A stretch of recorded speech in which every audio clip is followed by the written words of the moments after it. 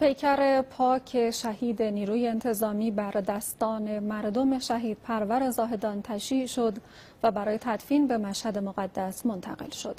شهید استوار یکم مجید رجایی پریروز هنگام صیانت از امنیت و حفاظت از پاسگاه انتظامی سرجنگل کورین زاهدان در حمله ایادی دست نشانده و معاندان به درجه رفیع شهادت نائل آمد.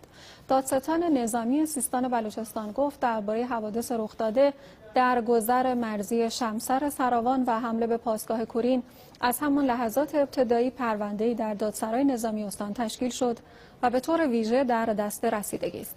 اشرار و تروریست‌های مسلح چهارشنبه با استفاده از فرصت پیش آمده از وقایع سراوان ضمن حمله به پاسگاه نیروی انتظامی بخش کورین با مأمورین این پاسگاه درگیر و به پرچم منقش به نام پیامبر عظیم الشأن اسلام هتک حرمت کردند.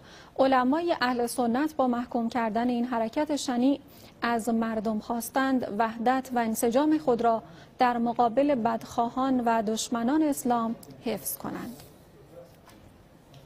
این عمل ما محکوم میکنیم. این اتفاقاتی که افتاده قطعا ایادی دست نشانده ها، ایادی بیگانگان در این مسئله هست. در این بره از زمان با توجه به این وضعیتی که ما میبینیم یک امر خیلی لازمه برای ما وحدت خودمان را حفظ بکنیم. توهین به پرچم، توهین به اسلام، توهین به مسلمان هاست. واقعا ما این رو به هر طریقی که هم باشه ما این رو نمیپذیریم، واقعا رو محکوم میکنیم. عده‌ای ناباب، نااهل، کارهای زشت و خلاف اسلام و خلاف انسانیت را انجام میدهند.